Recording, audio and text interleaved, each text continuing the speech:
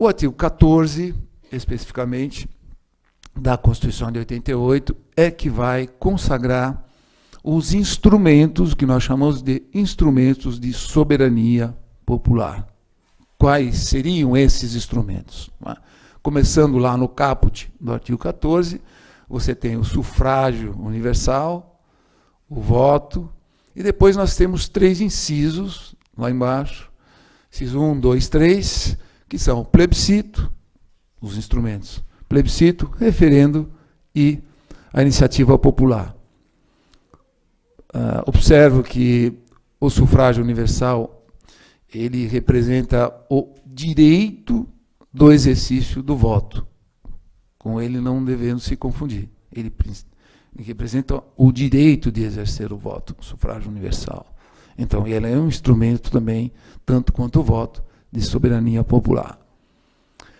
Esses 3 incisos, representados, então, pelo plebiscito referendo à iniciativa popular, complementam, no artigo 14 da Constituição, quais seriam, então, os nossos instrumentos. Falar um pouquinho de cada um deles e fazer algumas observações sobre como eles funcionam e em que situações eles devem ser ou não utilizados. Né? Então, o plebiscito foi utilizado lá em 93, conforme contei para vocês. Foi e é ainda pouco utilizado pelo povo brasileiro, que não tem consciência do poder que ele tem, no sentido de esses instrumentos, eles são absurdamente importantes, potentes, não é? E verdadeiros instrumentos para que o povo, além do voto, ele se manifeste, dando sinais de...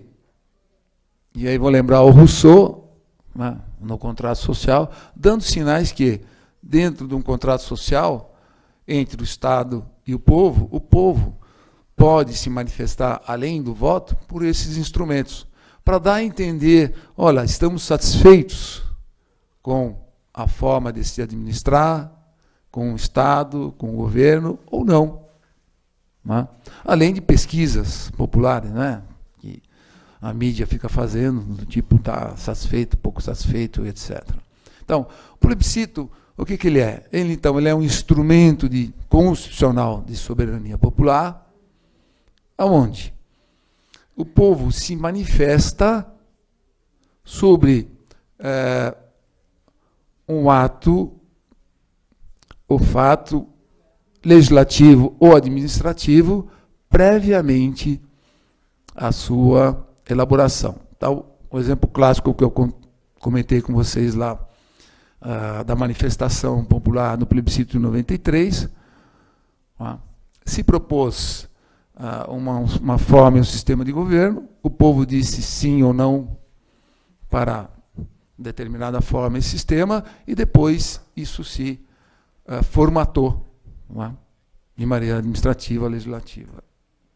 Referendo é muito parecido, só que é ao contrário. Há já um ato legislativo administrativo, já formatado, e aí o povo vai se manifestar sobre ele. Exemplo clássico foi a proposta de desarmamento que nós tivemos aí recente, que, aliás, muitos de vocês já devem ter percebido que ela foi proposta de uma maneira inadequada, e aí o povo também não conseguiu, ou ele se manifestou da forma que ele entendeu. Né? Queremos desarmamento dessa forma ou daquela, mas não armas no Brasil de forma alguma, ou comércio de armas. Foi um pouco, isso eu diria, mal elaborado, e o povo não conseguiu perceber, ou ele respondeu da maneira que ele entendeu. Né? A terceira forma, o terceiro instrumento padrão de soberania popular, que está lá, então, lá no artigo 14, o inciso 3, né, é a iniciativa popular. A iniciativa popular, ela é proposta por uma iniciativa popular do povo, né, que elege, ou, ao contrário, um parlamentar, um congressista, ele faz uma proposta que precisa de um determinado número de assinaturas, como se fosse um abaixo-assinado, que tanto o inciso 3 quanto a lei que vai regulamentar, aliás, não só a iniciativa popular, como os instrumentos, os 3 instrumentos de soberania popular, que era a Lei 9.708, de 99, que vai regulamentar, então, a utilização desses 3 instrumentos. Então, a iniciativa popular é como se fosse, comparando, né, uma comparação assim grosseira, um baixo assinado, onde se faz necessário a assinatura de pelo menos 1% do colégio eleitoral, no atual, na época, então, dessa propositura, distribuído pelo menos por 5 estados, e cada estado deve, pelo menos, ter o número de assinatura correspondente a 0,3%, então, do eleitorado. Essa é a forma que se propõe e que se conduz e se utiliza um instrumento de soberania popular chamado iniciativa popular. Exemplo clássico de iniciativa popular recentemente utilizado foi a Lei 135 de 2010, conhecida como Lei Ficha Limpa. Tá? Então, em maio de 2010, se aprovou a Lei Ficha Limpa, ela entrou em vigor em 5 de maio, e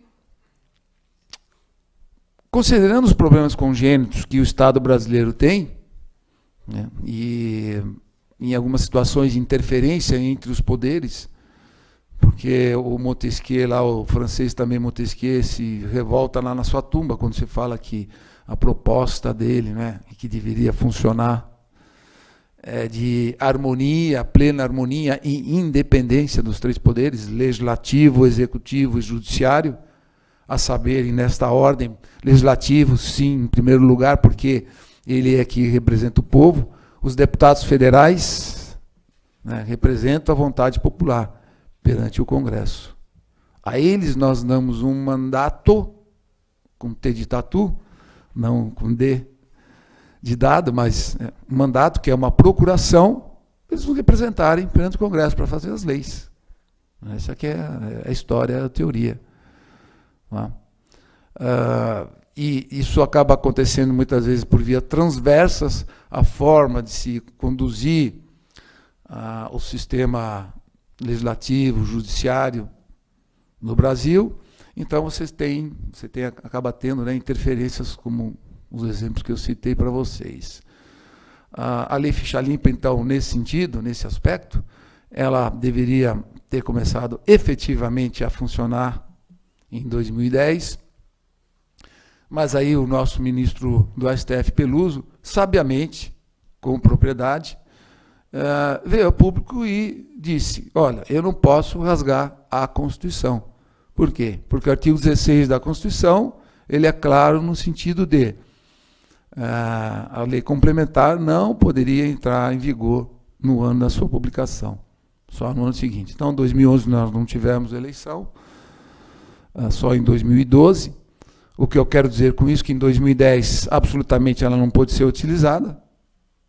E aí, discussões homéricas, o legislativo se omitindo na sua função, então, de regularizar, né, o funcionamento da Lei Ficha Limpa. E quando ele não o faz, então o judiciário, que há que se lembrar que os seus representantes não são eleitos pelo povo, é o único poder que, então, não tem esta representatividade popular.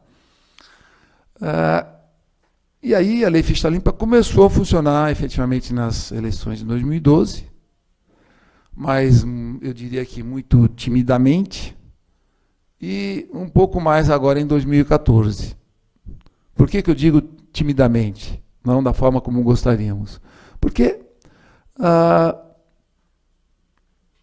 Lei Ficha Limpa, basicamente, ela vai dizer assim que, para impedir a inscrição da candidatura de um pretenso candidato, precisa este candidato ter sido julgado por um colegiado e a sentença desse julgamento ter transitado em julgado.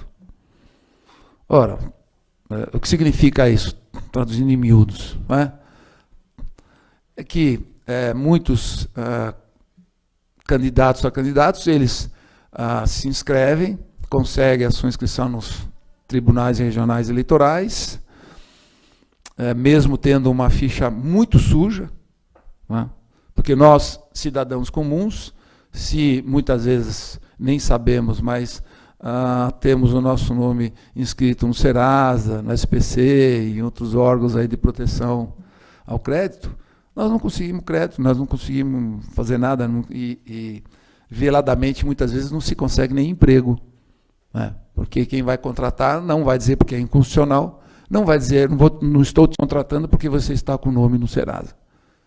Mas, basicamente, por detrás é o que está. Lá. Então, se nós, míseros mortais, não podemos exercer nossa plena cidadania por fato simples, assim, que é corriqueiro acontecer, não é? Por equívocos enormes que acabam acontecendo aí no nosso dia a dia, somos inscritos lá no SPC, no Serasa, lá, porque atrasamos, ou porque esquecemos de pagar uma conta, ou outras coisas do tipo, né? Mas esses candidatos, pretensos candidatos, eles conseguem, então, fazer a inscrição, se inscreverem como candidatos, e por meio de recursos, e a legislação, então, permite, porque ela, então, o que eu diria para vocês, se vocês me perguntassem, eu diria assim, a lei ficha limpa, ela ainda está mais ou menos assim, na plenitude de sua utilização, eu diria que 70%, né, ainda tem muito que andar. Então, ainda temos casos onde os pretensos candidatos se inscrevem, né, são candidatos, têm carisma popular, mas tem uma ficha, como se diz na gíria aí, na área penal, uma capivara razoável, né, se puxar, por crimes, alguns terríveis, até hediondos, mas como a sentença ou no transitor julgado, ou ela transitou em julgado, mas ainda num juízo de primeira instância, não por um colegiado. Então, eles conseguem inscrição, eles conseguem se candidatar, são eleitos, vão impetrando recursos e, vocês já sabem, né? Eles acabam complementando o tempo de legislatura e os recursos ainda estão sendo julgados. Portanto, infelizmente, de fato, a intenção foi das melhores, e é lógico que com o tempo nós vamos chegar lá, é o que se espera, né? A lei ficha limpa ainda ela não conseguiu cumprir o seu papel, o seu objetivo, a sua função. Mas haveremos de chegar lá. Bem, por último, fechando, quase concluindo, então qual seria a relação entre o Estado democrático e os instrumentos de soberania popular, né? A relação é umbilical, é intrínseca, ela assim, para que se tenha um efetivo Estado democrático de direito, para que o cidadão possa exercer a sua cidadania na sua plenitude, a utilização, que, insisto, ainda é muito aquém, muito tímida por parte da população, desses instrumentos de soberania popular, incluindo o sufrágio universal e o voto, não é? Ela é diretamente proporcional. E ela ainda está, ou muito pouco utilizada. E muito pouco conhecida. Porque, recentemente, e tenho acompanhado, há alguns parlamentares que insistem no ponto de que a reforma política tem que ser feita por meio de plebiscito. E eu já adianto para os senhores e para as senhoras que não é um instrumento adequado para se fazer reforma política.